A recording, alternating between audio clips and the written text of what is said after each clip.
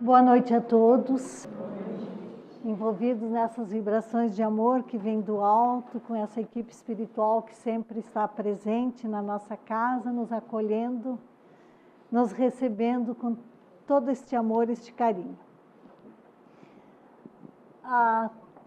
Os irmãos que viram o título da palestra podem ter ficado se indagando, né?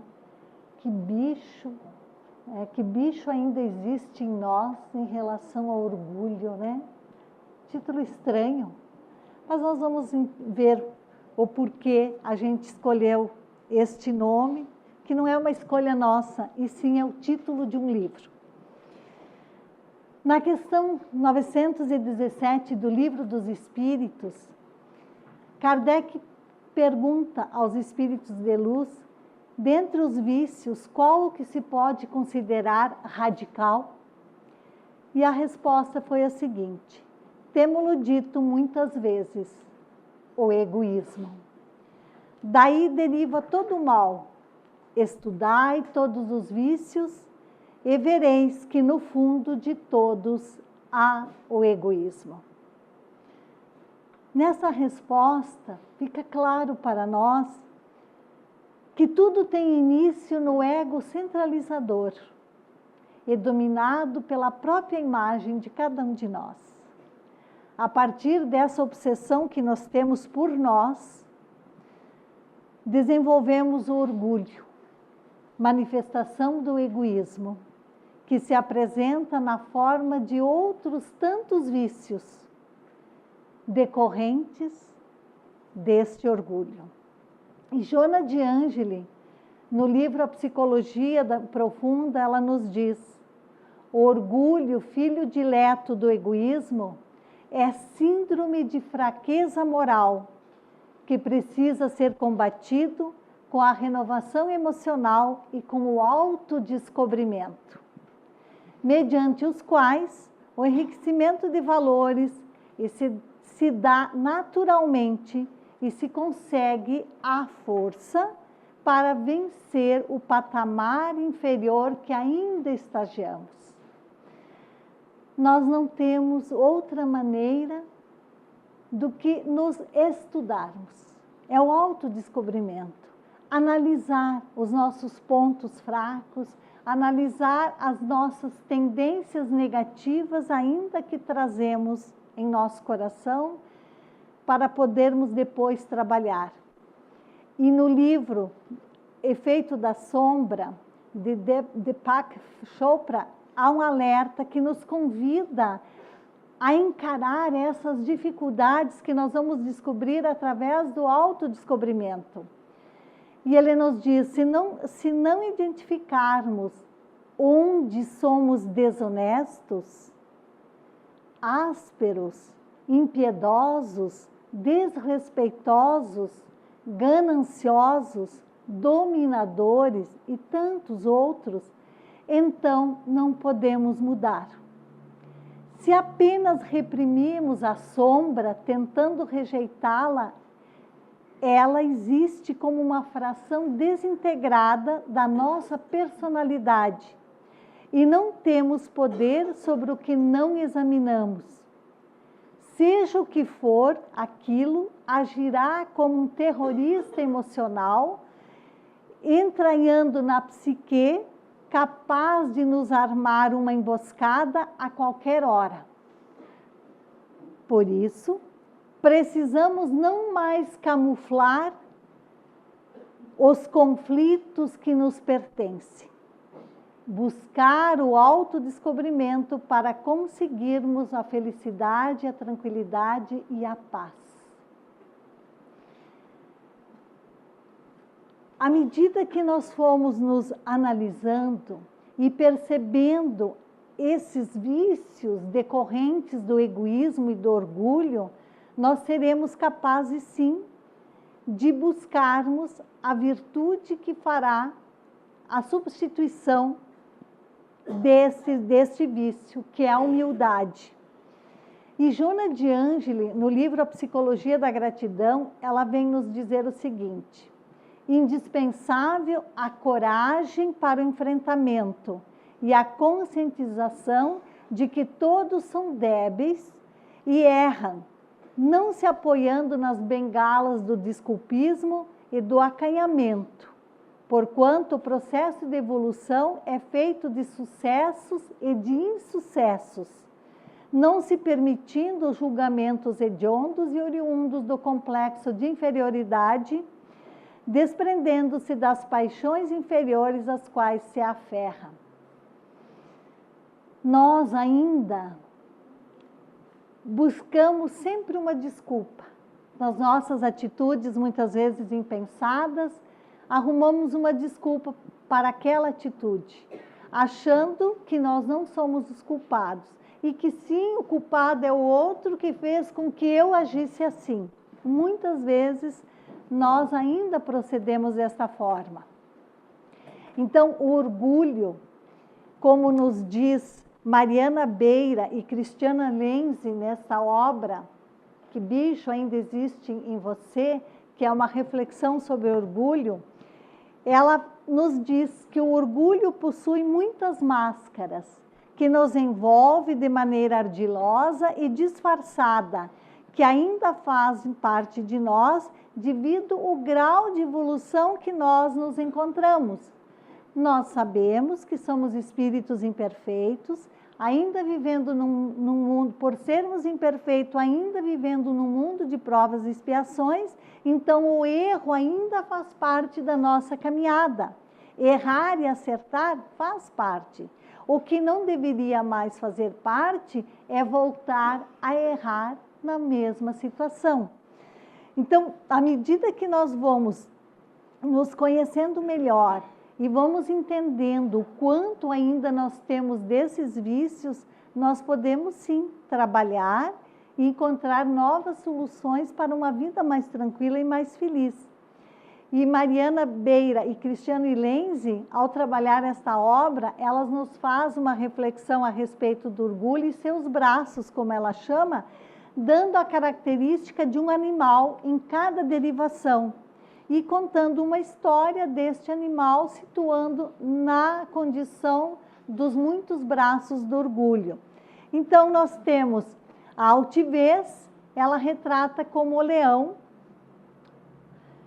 a arrogância, o cavalo, o autoritarismo, o jacaré, capricho, o flamingo, despeitoso, o gato, despotismo, o tubarão, egocentrismo, o esquilo, a insolência, o pinguim, a intolerância, o touro, a intransigência, o gambá, a mágoa, a girafa, o narcisismo, a raposa, a opulência, o castor, a ostentação, o hipopótamo, a petulância, a águia, a prepotência, o urso, a presunção, o macaco, a soberba, a coruja, a timidez, o tatu, a vaidade, a arara.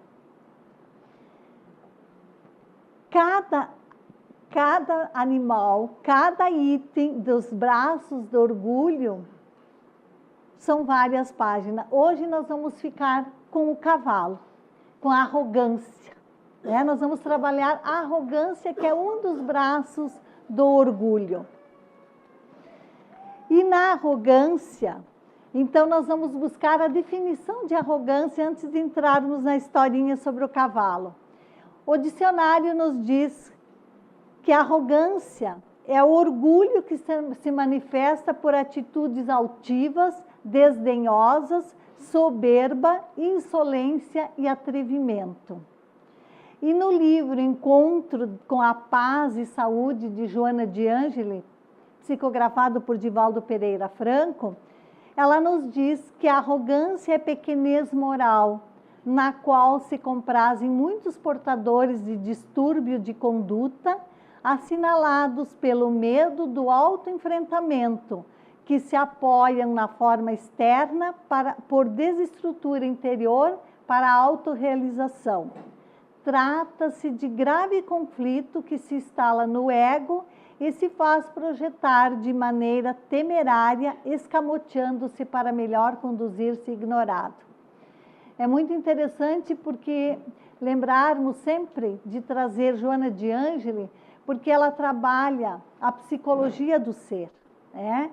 A psicologia profunda é um estudo que ela faz, que ela traz através da psicografia de Divaldo, para que nós, seres humanos encarnados na Terra e os desencarnados, possamos nos trabalhar, eliminar esses vícios que são os derivados do egoísmo e do orgulho.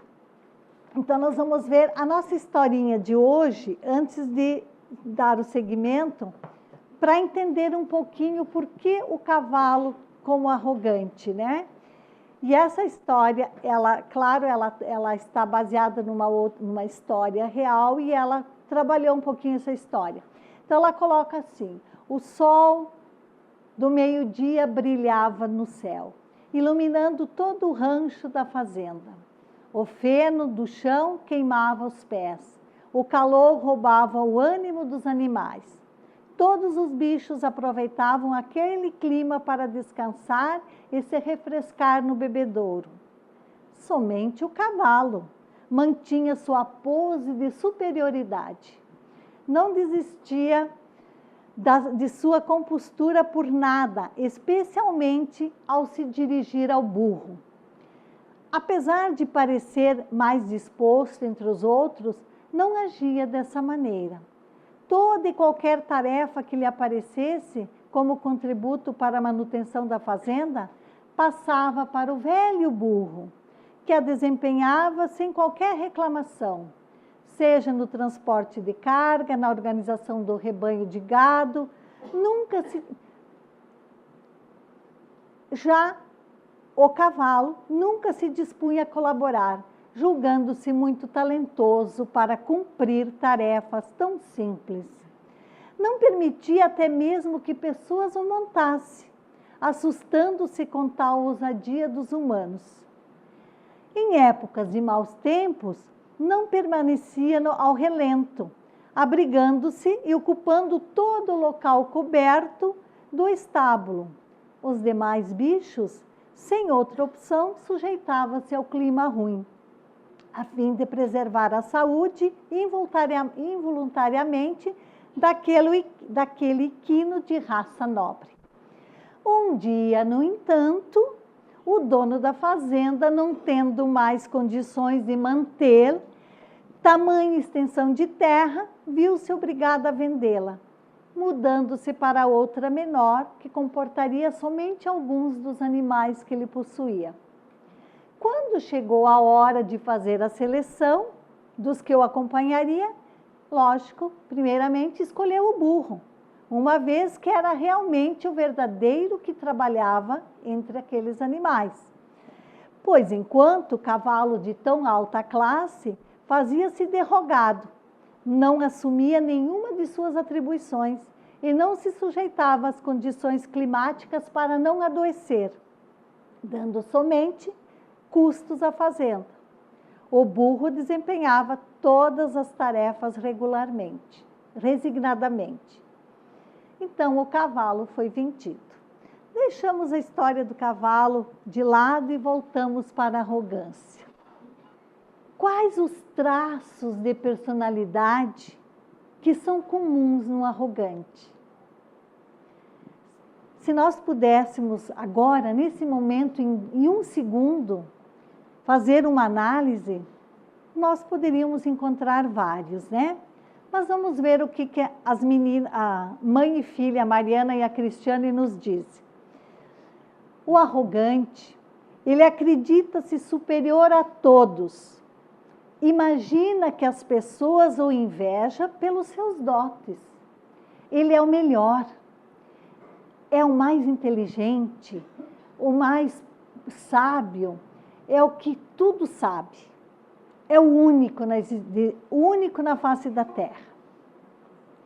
Pessoas assim acabam não percebendo que vão se afastando dos demais, da convivência. Ele pensa que tem muitos amigos, porque impõe através da sua arrogância. Mas, no fundo, ele é um solitário. Ele vive sozinho, porque ninguém consegue conviver com uma pessoa que sempre se coloca acima dos demais. Uma pessoa arrogante, ela não tece elogios, ela não reconhece valor maior do que o seu. Acha que tem o domínio sobre tudo e não existe nada que lhe fuja ao conhecimento ou ao controle. Ao se deparar com o êxito alheio, apressa-se com justificativas, buscando argumentos que exaltam suas próprias características ou que diminua o outro. Sempre o outro sabe menos, o outro não é tão importante, né?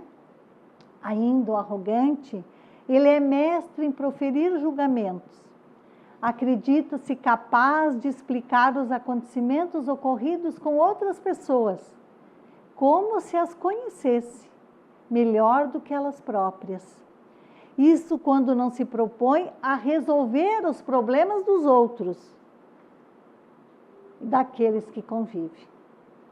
Sempre tem uma solução para o drama dos demais, mas para o seu, vive sempre fugindo da sua própria personalidade e do seu autoconhecimento, né? Ainda ele tem resposta para tudo, mesmo quando desconhece integralmente o assunto do qual se fala. Se está na presença de autoridade na questão, naquele assunto, ainda assim ele ousa discordar da opinião baseadas em fatos que não conhece.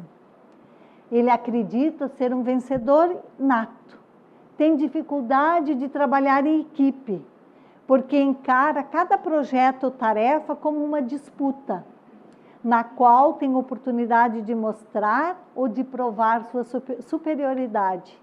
Ele precisa ganhar sozinho, precisa sempre ter razão. E debochar dos outros é uma de suas fontes de prazer. Desfaz da habilidade, da ignorância, das opiniões e até das carências alheias.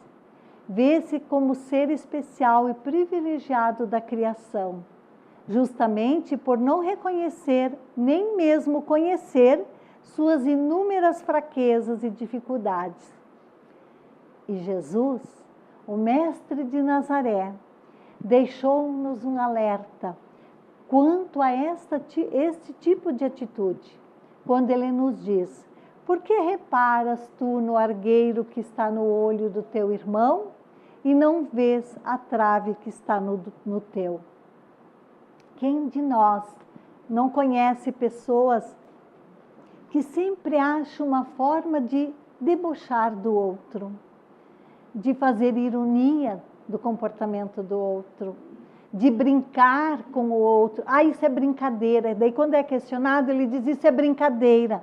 Mas brincadeiras que estão ofendendo, brincadeiras que estão humilhando, brincadeiras que estão ferindo e que vai gerando uma ruptura nas relações, né? Ainda uma pessoa arrogante, ele é surdo às opiniões alheias. O som da própria voz é a única melodia que o atrai.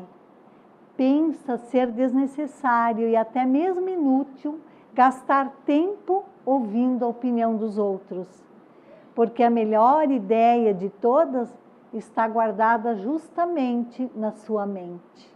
Ninguém sabe tanto quanto ele, né?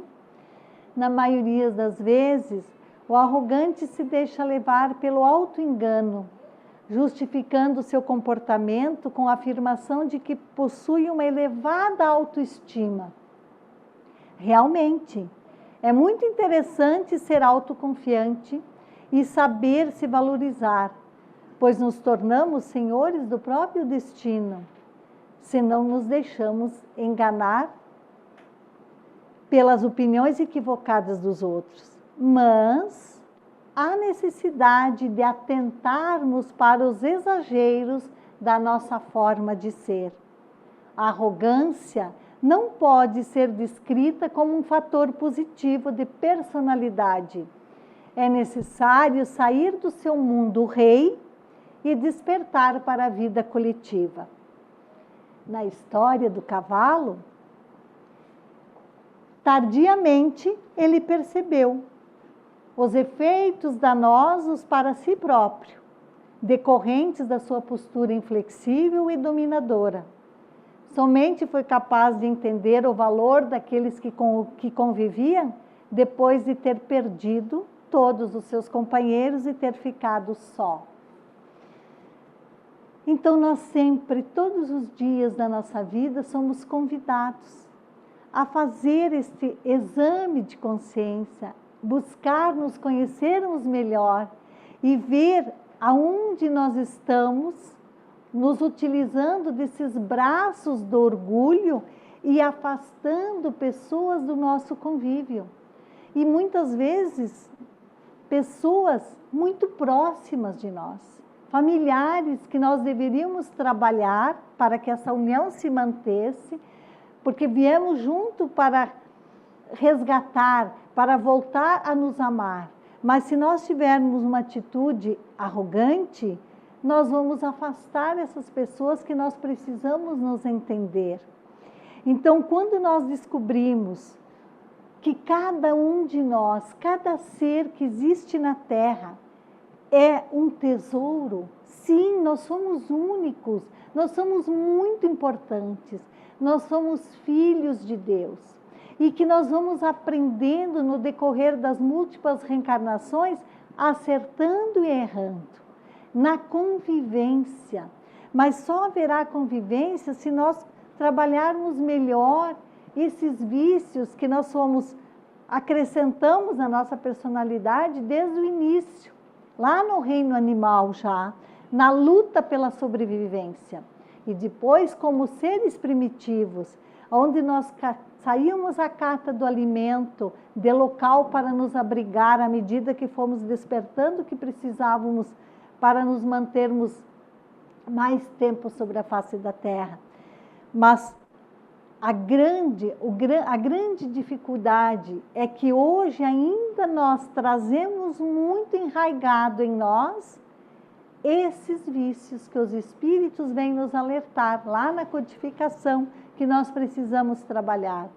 O egoísmo e todos os demais vícios decorrentes do egoísmo, que como irmão do egoísmo é o orgulho e que tem todos esses braços que a gente viu aqui e que nos faz mal sim, porque faz com que a gente se afaste das pessoas que nós precisamos conviver com carinho, buscar acertar essas relações que ficaram pendentes em reencarnações passadas. O dia que nós compreendermos que cada um de nós, todos nós, compreendermos que cada um de nós é um tesouro, a arrogância deixará de existir em nossos corações e será substituída pela fraternidade. Fraternidade significa irmãos, né? Então, no dia que nós conseguirmos olhar o outro fraterno, né, um irmão, nós vamos deixar esta arrogância que tanto mal nos faz, né? Então, como nos diz Mariana Beira e Cristiane, em nós ainda existe um cavalo arrogante que de vez em quando se manifesta, né? E que se considera o melhor em tudo que faz, a ponto de não se sujeitar a qualquer atividade e ainda ser ríspido e inflexível nas suas obrigações. Achar que sempre merece mais. Ah, mas eu não estou no trabalho que eu mereço estar. Eu mereço um trabalho melhor. Aliás, nem é trabalho que a gente diz, um emprego. A gente ainda não consegue separar, entender que o trabalho é uma necessidade humana para nos tornar dignos, para fazer com que nós desenvolvamos a inteligência e todos os outros sentimentos que numa relação em grupo nós vamos desenvolver. Nós ainda estamos muito presos ao emprego pelo salário, né? A visão nossa ainda ela não se estende além. Então, no momento que nós compreendermos que se hoje nós estamos em determinada situação, é porque ali eu preciso aprender. E quando eu aprender naquela situação, eu vou conseguir algo melhor. Porque se eu não aprender numa situação menor, como é que eu vou enfrentar uma situação maior? Então, quando a gente precisa ser flexível e atender às nossas obrigações sempre com amor, fazer com carinho e não simplesmente visando, ai, mais um dia, ai, não vejo a hora que termine esse dia. Assim nós agimos muitas vezes. Estou cansada, estou fazendo sempre a mesma coisa, mas no fim do mês a gente não reclama quando recebe o salário, a gente reclama do nosso trabalho, mas não reclama daquilo que nos provê o sustento, a manutenção da nossa família e a manutenção da nossa dignidade de seres humanos. Então, nós precisamos entender que estamos situados aonde precisamos estar e precisamos fazer tudo sempre com muito amor, com muita dedicação, para que no amanhã, algo melhor, quando surgir na nossa vida, nós saibamos fazer também. Mas como nós vamos fazer, caminhando para o final, para trabalhar essa arrogância, além desse autodescobrimento, para ver o que nós temos, né, desses muitos braços ainda do orgulho, né? Não tem outro caminho. É buscar nos conhecermos melhor, vermos os nossos defeitos. Se for necessário, colocar numa página. Quando alguém tenta nos corrigir ou colocar uma situação e a gente se melindra, vamos pensar por que a gente está se melindrando. Será que nós não estamos sendo uma girafa magoada? E se nós estamos sendo uma girafa magoada, será que é porque nosso grau de orgulho ainda excede a visão de fraternidade? E termos ouvidos de ouvir o que o outro tem para nos dizer, quem sabe vai nos ajudar a modificar a nossa forma de pensar. Então, nós precisamos sim nos conhecermos. Não existe reforma íntima, a gente fala sempre na casa espírita, sem essa descoberta de quem somos nós. Ao quanto anda o nosso ego, né? Ao quanto ele anda. Vamos buscar então e vamos trabalhar essa humildade que nós precisamos tanto. E Jesus, antes de partir, falando aos seus discípulos, ele disse que a terra será herdada pelos humildes. Bem-aventurados os humildes, né? E humildes é aquele que já se despojou do orgulho, do egoísmo e de tantos braços que esses dois vícios nos trazem e nos amarram a um retardamento da nossa evolução, nos fazem atrasar. É chegada a hora, a gente tem falado tanto que é chegada a hora do nosso acordar, do nosso despertar, porque nós já temos conhecimentos para isso, nós não conseguimos, já não podemos mais dar desculpa que não sabemos. Então a hora é esta. E para encerrando, em obras póstumas, uma das obras de Kardec, que foi compilada por sua esposa e aqueles que estavam mais próximos após a desencarnação dele, e quando vai tratar sobre o egoísmo e orgulho e as suas causas e os meios de destruí-lo, eu vou ler só um trechinho para a gente ir encerrando, para nós ficarmos meditando. Está bem reconhecido que a maioria das misérias humanas tem na sua fonte no egoísmo dos homens. Então, desde que cada um pensa em si, antes de pensar nos outros, e quer a sua própria satisfação antes de tudo, cada um procura naturalmente se proporcionar essa satisfação a qualquer preço, e sacrifica sem escrúpulo os interesses de outrem, desde as menores coisas até as maiores, tanto na ordem moral como na ordem material. Daí, todos os antagonismos sociais, todas as lutas, todos os conflitos e todas as misérias, porque cada um quer despojar o seu vizinho. Olha como Kardec deixou isso e que faz com que a gente reflita. Então, todas as lutas que nós ainda travamos, todas as misérias que existem na nossa sociedade, é porque cada um quer despojar o seu vizinho, tirar proveito, né? O egoísmo tem a sua fonte no orgulho. A exaltação da personalidade leva o homem a se considerar como acima dos outros, crendo-se com direitos superiores. Esse fere, contudo, o que, segundo ele, seja golpe para os seus direitos. A importância que, pelo orgulho, liga a sua pessoa, torna-se naturalmente egoísta. Os homens não podem ser felizes se não vivem em paz.